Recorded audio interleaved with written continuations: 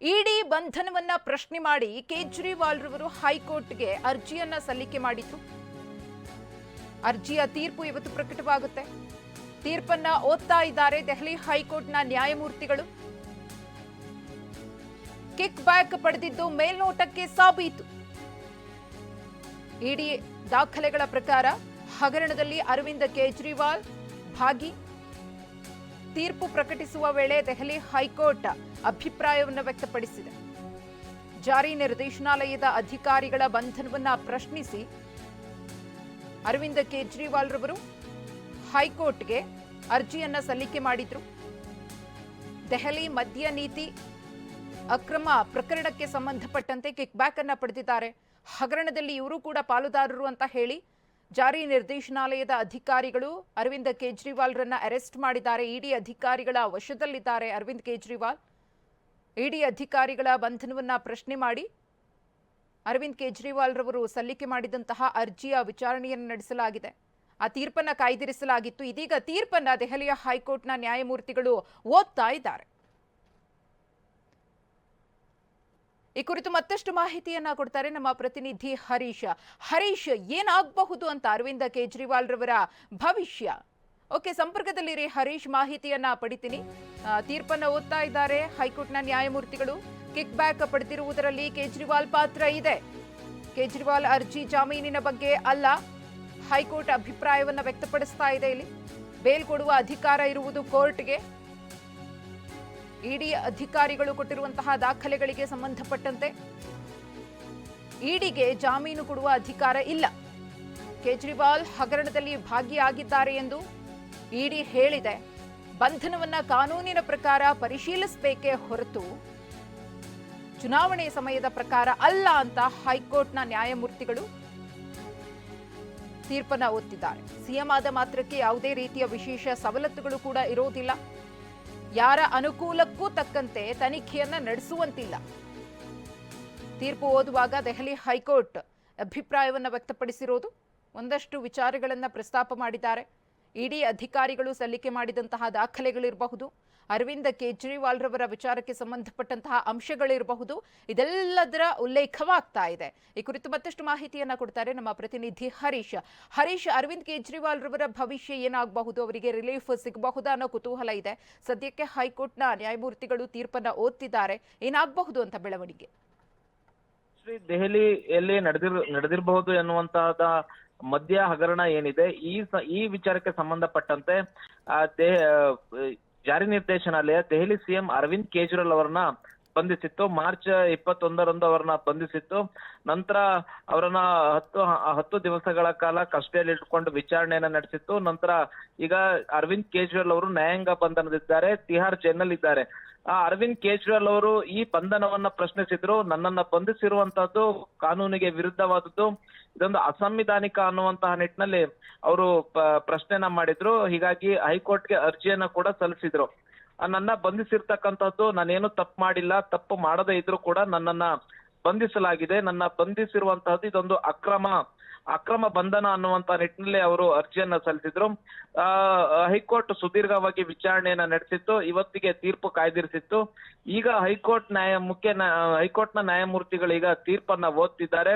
ತೀರ್ಪನ್ನ ಓದುತ್ತಿರುವಂತಹ ಸಂದರ್ಭದಲ್ಲಿ ಕೆಲವೊಂದಿಷ್ಟು ಪ್ರಮುಖವಾದ ಅಂಶಗಳನ್ನ ಈಗ ಅಭಿಪ್ರಾಯವನ್ನ ವ್ಯಕ್ತಪಡಿಸ್ತಾ ಇದ್ದಾರೆ. ಮುಖ್ಯವಾಗಿ ಇಡಿ ಹೇಳಿರ್ತಕ್ಕಂತಹ ಕೆಲವೊಂದು ಅಂಶಗಳನ್ನ ಹೈಕೋರ್ಟ್ ಇಲ್ಲಿ ಒಪ್ಪಿದ ರೀತಿಯಾಗಿ ಕಾಣಿಸ್ತಾ ಇದೆ. ಮುಖ್ಯವಾಗಿ ಅರವಿಂದ್ ಕೇಜ್ರಿವಾಲ್ ಅವರು ಈ ಮದ್ಯ ನೀತಿ ಹಗರಣದಲ್ಲಿ ಭಾಗಿಯಾಗಿದ್ದಾರೆ ಅನ್ನುವಂಥದ್ದಕ್ಕೆ ಇಡಿ ಕೊಟ್ಟಿರ್ತಕ್ಕಂತಹ ದಾಖಲೆಗಳಲ್ಲಿ ಸಾಬೀತಾಗ್ತಾ ಇದೆ.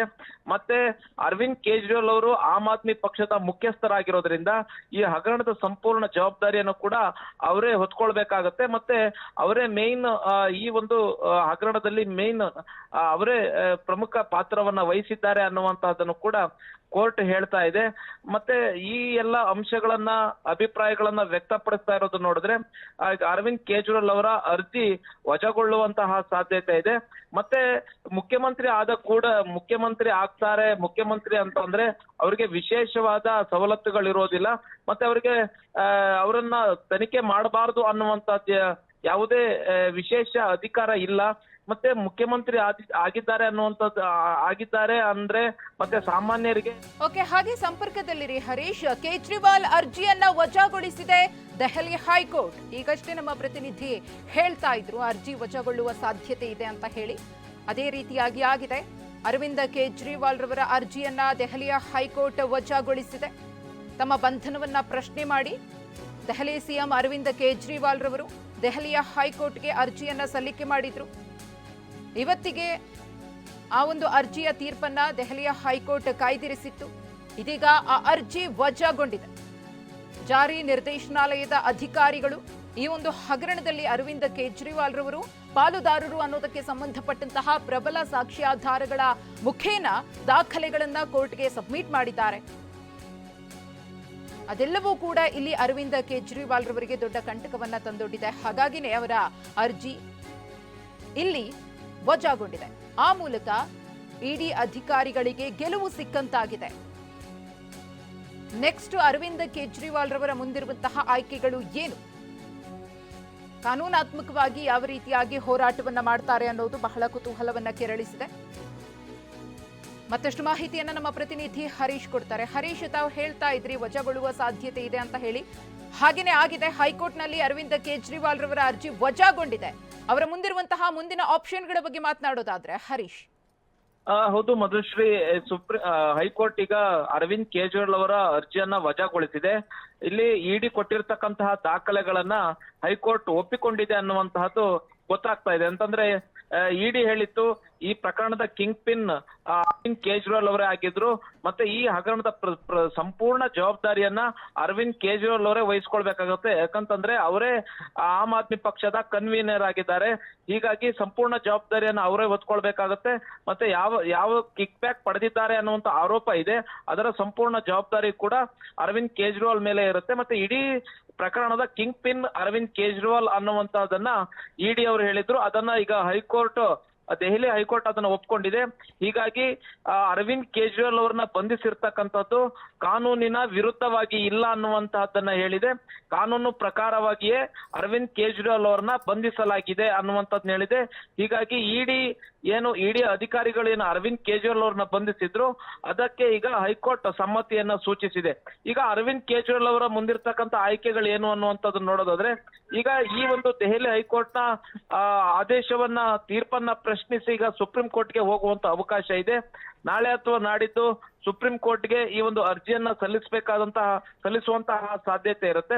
ಇವತ್ತು ತೀರ್ಪು ಕೊಡುವಾಗ ಫಸ್ಟೇ ಉಲ್ಲೇಖ ಮಾಡಿದಂತಹದ್ದು ನ್ಯಾಯಾಧೀಶರು, ಇದು ಬೇಲ್ಗೆ ಸಂಬಂಧಿಸಿದಂತಹ ತೀರ್ಪಲ್ಲ, ಈ ಅರವಿಂದ್ ಕೇಜ್ರಿವಾಲ್ ಅವ್ರನ್ನ ಬಂಧಿಸಿರುವಂತಹದ್ದು ಕಾನೂನು ಪ್ರಕಾರವೇ ಅಥವಾ ಕಾನೂನು ವಿರುದ್ಧವೇ ಅನ್ನುವಂತಹದ್ದು ಅಷ್ಟೇ ನಾವು ತೀರ್ಪನ್ನ ಕೊಡ್ತೀವಿ ಅನ್ನುವಂಥದ್ದನ್ನ ನ್ಯಾಯಮೂರ್ತಿಗಳು ಹೇಳಿದ್ರು. ಅದೇ ರೀತಿಯಾಗಿ ಈಗ ಹೇಳಿದ್ದಾರೆ. ಈಗ ಅರವಿಂದ್ ಕೇಜ್ರಿವಾಲ್ ಅವ್ರನ್ನ ಬಂಧಿಸಿರ್ತಕ್ಕಂಥದ್ದು ಕಾನೂನು ಪ್ರಕಾರವಾಗಿಯೇ ಇದೆ ಅನ್ನುವಂಥದ್ದು ಹೇಳಿದೆ. ಮತ್ತೆ ಅರವಿಂದ್ ಕೇಜ್ರಿವಾಲ್ ಅವರು ಸಲ್ಲಿಸಿರ್ತಕ್ಕಂಥ ಅರ್ಜಿಯನ್ನ ವಜಾ ಮಾಡಿದೆ. ಹೀಗಾಗಿ ಅರವಿಂದ್ ಕೇಜ್ರಿವಾಲ್ ಅವರ ಮುಂದೆ ಇರ್ತಕ್ಕಂತಹ ದಾರಿ ಏನು ಅಂತ ನೋಡೋದಾದ್ರೆ, ಒಂದು ಸುಪ್ರೀಂ ಕೋರ್ಟ್ಗೆ ಹೋಗಿ ಈ ಒಂದು ಹೈಕೋರ್ಟ್ ಆದೇಶವನ್ನ ಪ್ರಶ್ನಿಸಬೇಕಾಗತ್ತೆ. ಇನ್ನು ಮುಖ್ಯವಾಗಿ ಅವರೀಗ ಜಾಮೀನು ಅರ್ಜಿಯನ್ನ ಕೂಡ ಹಾಕ್ಬೇಕಾಗತ್ತೆ. ರೋಸ್ ಅವೆನ್ಯೂ ಕೋರ್ಟ್ಗೆ ಇಡಿ ವಿಶೇಷ ನ್ಯಾಯಾಲಯದ ಮುಂದೆ ಜಾಮೀನು ಅರ್ಜಿಯನ್ನು ಕೂಡ ಅವರು ಸಲ್ಲಿಸಬೇಕಾಗತ್ತೆ. ಅಲ್ಲಿ ವಿಚಾರಣೆ ಕೂಡ ನಡೆಯುತ್ತೆ. ಮಧುಶ್ರೀ, ಧನ್ಯವಾದ ಹರೀಶ್ ತಮ್ಮ ಮಾಹಿತಿಗಾಗಿ.